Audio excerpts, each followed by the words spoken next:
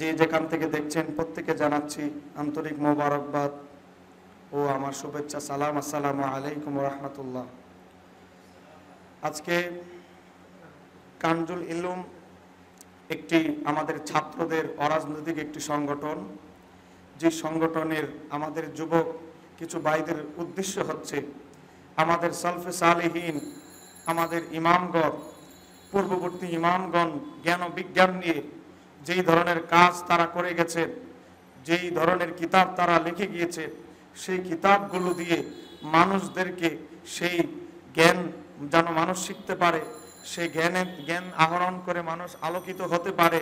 এবং মুসলিম মনীষীরা যে শুধু ফেকার মাসালা মাসাইল আর তাফসির লিখে গেছেন এমন নয়, জ্ঞান বিজ্ঞানের যত সেক্টর আছে প্রত্যেক সেক্টরে যে আমাদের মনীষীরা কাজ করে গেছেন সেটা তুলে ধরাই হচ্ছে এই সংগঠনের আমার যুবক ভাইদের উদ্দেশ্য। ইতিপূর্বে অনেক আলোচক বৃন্দ আলোচনা করেছেন, প্রত্যেকেই তাদের ইচ্ছা মাফিক আলোচনা করেছেন। আমি যেহেতু আমার এই ছোট ভাইদের সাথে সম্পৃক্ত, সেজন্য আমি মূল কথাটা বললাম যে তাদের উদ্দেশ্য। ইতিপূর্বে কানজুল ইলুম এই প্রতিষ্ঠান থেকে আলা হযরতের একটি কিতাব বের করা হয়েছে। এছাড়া আরো সামনে ইমাম জালালউদ্দিন সুয়ুতী সহ আরো কিছু কাজ তারা উদ্যোগ নিয়েছে। জ্ঞান বিজ্ঞানের, চিকিৎসা বিজ্ঞান, বিভিন্ন বিজ্ঞানের উপরে ইমাম মনীষীদের কিতাব প্রকাশ করার জন্য আল্লাহ সুবহানাহু ওয়া তাআলা আমার এই ছোট ভাইদের এই খেদমত এবং তাদের নেক মাকাসাদ কবুল করুক, সবাই বলেন আমিন। দেখেন, আমাকে ছোট ভাইরা বলেছেন বিজ্ঞান নিয়ে ইমাম মনীষীদের অবদান, যেহেতু সময় খুবই কম, আমার ওস্তাদ আমার ডান পাশে বসা যে ওস্তাদদের দোয়া ও ফয়েজ বরকতে আল্লাহ তাআলা রাসূলের দয়ায় দুই কলম লেখার এবং বলার আল্লাহ সুযোগ দেয়। মাত্র আমরা এখন শিখতেছি, সামনে আল্লাহ সুবহানাহু ওয়া তাআলা যেন ওস্তাদদের ফয়েজ ও বরকতে জাতিকে অন্তত ভালো কিছু দিতে পারি সাধ্য অনুপাতে, আল্লাহ সুবহানাহু ওয়া তাআলা যেন সেই তৌফিক দান করে, আমিন।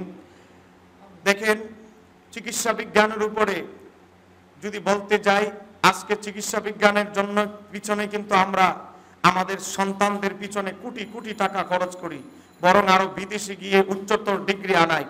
দেখেন, চিকিৎসা বিজ্ঞানের উপরে যদি দেখেন বড় বড় মুজাদ্দিদগণ, ইমামগণ, আপনি যদি দেখেন ইমাম জালালউদ্দিন সুয়ুতীর পেশা যদি দেখেন, ইমাম জালালউদ্দিন সুয়ুতী পেশাগতভাবে একজন অধ্যাপক, শিক্ষক, একজন আলেম ছিলেন, পাশাপাশি একজন ডাক্তার ছিলেন, হাকিম ছিলেন। তিনি ওনার সাংসারিক জীবন, কর্মজীবন চলার জন্য একটা পার্ট টাইম উনি চিকিৎসা করতেন। চিকিৎসা শাস্ত্রের উপরে তিনি কিতাব লিখেছেন। ইমাম কাস্তালানী রহমতুল্লাহ আলাই, যিনি ইমাম জালালউদ্দিন সুয়ুতীর ক্লাসমেট ছিলেন, একসাথে সাথী ছিলেন, সেই ইমাম কাস্তালানী রহমতুল্লাহ আলাই চিকিৎসা বিজ্ঞানের উপরে কিতাব লিখেছেন। এমনকি ইমাম কাস্তালানী রহমতুল্লাহ আলাই পেশাগতভাবে তিনি একজন চিকিৎসক ছিলেন। তারা শুধু রিজিক আহরণের জন্য, দৈনন্দিন জীবনে চলার জন্য জাস্ট একটা পার্ট টাইম তারা চিকিৎসা করতেন, আর বাকি টাইম এলমে দ্বীনের খেদমত করতেন। তারা মানুষের মুখাপেক্ষী ছিলেন না, তারা নিজেরা রোজগার করে এলমে দ্বীনের খেদমত করেছেন। ইমাম মনীষীদের কথা বলতে গেলে ইমাম কাস্তালানী রহমতুল্লাহ আলাইহি এমন একজন ইমাম ছিলেন, আল মাওয়াহিবুল দুনিয়া ৩ নম্বর খণ্ডের মধ্যে ইমাম কাস্তালানী নিজেই তার ব্যাপারে লিখেছেন, তিনি এত বড় চিকিৎসক ছিলেন, তবে ওনার শরীরের মধ্যে শ্বেতবর্ণের এক প্রকার রোগ হয়েছিল, কিন্তু ওই রোগের চিকিৎসা তিনি নিজেই জানেন নাই, এবং ওনার যারা সিনিয়র ছিল তাদের থেকেও এর পরামর্শ নিতে পারে নাই কিভাবে এটা ভালো হয়। কিন্তু তারপরেও ইমাম কাস্তালানী রহমতুল্লাহ আলাইহি থেমে থাকেননি। তিনি চিন্তা করলেন, পৃথিবীর কোন ব্যক্তি যদি চিকিৎসা করতে ব্যর্থ হয়, সবাই যদি ব্যর্থ হয়, কিন্তু আল্লাহ রাসূলের দরবারে এর অবশ্যই চিকিৎসা আছে। একটু জোরে বলেন না সুবহানাল্লাহ। তিনি রওনা দিলেন মিশর থেকে মদিনাতুল মুনাওয়ারায়। আল্লাহর হাবিবের রওজার পাশে 2 রাকাত নামাজ পড়ে আল্লাহর হাবিবের উসিলা দিয়ে আল্লাহর হাবিবের রওজা মোবারকের সামনে যখন আল্লাহর দরবারে দোয়া করলেন, ইমাম কাস্তালানী রহমতুল্লাহ আলাইহি লিখতেছেন, এই ঘটনাটা আমাদের তাবলিগ জামাতের বই ফাজায়েলে হজের মধ্যেও উল্লেখ করা হয়েছে। নবীজির রওজা মোবারকের ফজিলতের আলোচনা করতে গিয়ে ইমাম কাস্তালানী বলে, আমি মসজিদে নববীর মধ্যে আমার তন্দ্রা চলে আসলো, আমি ঘুমের মধ্যে দেখতেছি আল্লাহর হাবিব একখানা কাগজের টুকরা নিয়ে আমার সামনে অগ্রসর হচ্ছে, আর ইমাম কাস্তালানীর মূল নাম হচ্ছে আহমদ। তারপরে আল্লাহর হাবিব বললেন, আহমদ নাও তোমার প্রেসক্রিপশন, এইখানের মধ্যে ওষুধপত্র লেখা আছে, তুমি এগুলো ব্যবহার করবে, তুমি সুস্থ হয়ে যাবে। তাহলে ইমাম কাস্তালানী চিকিৎসা, এত বড় চিকিৎসক হওয়ার পরেও তিনি তিনি বলেছেন, আল্লাহর হাবিব ইরশাদ করেছেন প্রত্যেক রোগের দাওয়া ওষুধ চিকিৎসা আছে।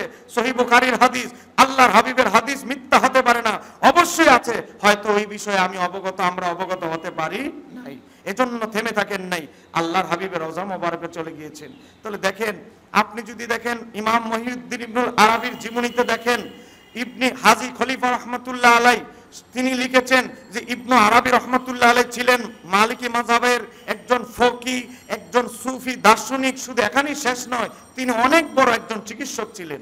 এখানেই শেষ নয়, ইবনে সিনা, আজকে সেই ইবনে সিনাকে ফলো করে আজকে বহু খ্রিস্টান, ইহুদি, নাসারা, বিদুর্মীরা ইবনে সিনার থিসিস অবলম্বন করে আজকে তারা ওষুধ তৈরি করতেছে। কিন্তু ওষুধের নাম বিভিন্ন দিলেও কিন্তু ইবনে সিনার যে ওষুধের প্রক্রিয়াগুলো, বিশেষ করে উঁচু লেভেলের কঠিন কঠিন বিষ প্রক্রিয়ার চিকিৎসার ক্ষেত্রে ইবনে সিনাকে ফলো করে, ইমাম ইবনে আরাবিকে ফলো করে, ইমাম কাস্তালানি, ইমাম সুয়ুতি রহমতুল্লাহ আলাইহিকে ফলো করে। কিন্তু আমরা আসলে আমাদের মনীষীদের সেই কর্মগুলো তারা যে গবেষণা করে গিয়েছেন, আপনি দেখেন ইমাম গাজ্জালি রহমতুল্লাহ আলাইহি চিকিৎসা বিজ্ঞানের উপরে বই লিখেছেন। ইমাম গাজ্জালি রহমতুল্লাহ আলাইহির জামানা থেকে শুরু করে এখনো পর্যন্ত যুগের পর যুগ, আপনি যদি 100 বছর আগে যান, আলা হযরত রহমতুল্লাহ আলাইহি যে শামে শাবাস্তানের রাজা, এটা একটা চিকিৎসা বিজ্ঞানের বই বলা চলে। এখানের মধ্যে মানুষের রোগ কিভাবে সৃষ্টি হয়, মানুষের রোগ কিভাবে বাড়ে, কিভাবে বৃদ্ধি পায়, আলা হযরত রহমতুল্লাহ আলাইহি গোটা মানব জীবন রিচার্জ করে বলেছেন মানুষের 4টা কারণে বেশিরভাগ ক্ষেত্রে রোগ সৃষ্টি হয়। 1 নম্বরে তুলে ধরেছেন, সেটা হচ্ছে কি? সেহের, জাদু। জাদু করলে জাদু থেকে মানুষের অনিদ্রা আসে, ঘুম কমে যায়, খাবারের রুচি কমে যায়, শরীর জ্বালা পড়া করে শরীর শুকিয়ে যায়, অনেক ধরনের রোগ সৃষ্টি হয়। ঘুম নষ্ট হলে তো মানুষের অনেক রোগ উপদ্রব সৃষ্টি হয়, শাখা প্রশাখা সৃষ্টি হয়, বদ হজম, অনেকের মানুষের বদ হজমের কারণে অনেক সময় অনেক রোগ সৃষ্টি হয়। যাই আমি সেদিকে বলতে চাই না, আমি এটাই বলতে চাই, আমাদের ইমাম মনীষীরা জ্ঞান বিজ্ঞানের উপরে প্রত্যেক সেক্টরে বহু কিতাব লিখে গেছে। আমরা যদি বলতে চাই, আমাদের যুবক ভাইয়েরা যে কানজুল ইলম এই যে সংগঠন, তাদের মূল মাকাসাদ, তাদের উদ্দেশ্য, চিন্তাধারা হচ্ছে আলা হযরত জ্ঞান বিজ্ঞানের উপরে যে 50টির উপরে বই লিখে গিয়েছেন, সেগুলো মানুষের সামনে তুলে ধরা। আমারও জীবনের একটা খুব ইচ্ছে যে আলা হযরত প্রতি শতাব্দীতে 100 বছর একজন মুজাদ্দিদ আসে, আল্লাহ যদি আমাকে হায়াতে বাঁচিয়ে রাখে, অন্তত আলা হযরতের 100 বই অনুবাদ বাংলার জমিনে উপহার দিব ইনশাআল্লাহ। আপনারা যারা এই মিডিয়ার মাধ্যমে দূর দূরান্ত থেকে যেখান থেকে দেখছেন, আপনারা আমার জন্য দোয়া করবেন। আমার ওস্তাদ, আমাদের আসাদায়ে কেরাম, আমাদের মুরব্বীরা একে একে চলে যেতে শুরু করেছে। আল্লাহ যেন আমার ওস্তাদের হায়াতের মধ্যে অগণিত বরকত দান করে, সবাই বলেন আমিন। আমাদের মুসলিম মনীষীদেরকে আমরা স্মরণ করব ইনশাআল্লাহ। আমরা যদি মুসলিম মনীষীদের এই কিতাবগুলো বাংলায় ছাড়ি, তাহলে সাধারণ মানুষের চিন্তা, তারা মনে করে এমবিবিএস ডাক্তাররাই শুধু চিকিৎসা বিজ্ঞানের উপরে অনেক কিছু জ্ঞান রাখে, এফসিবিএস ডাক্তাররাই রাখে, পিএইচডি ডক্টরেট ডিগ্রিধারী তারাই মনে হয় অনেক কিছু জ্ঞান রাখে।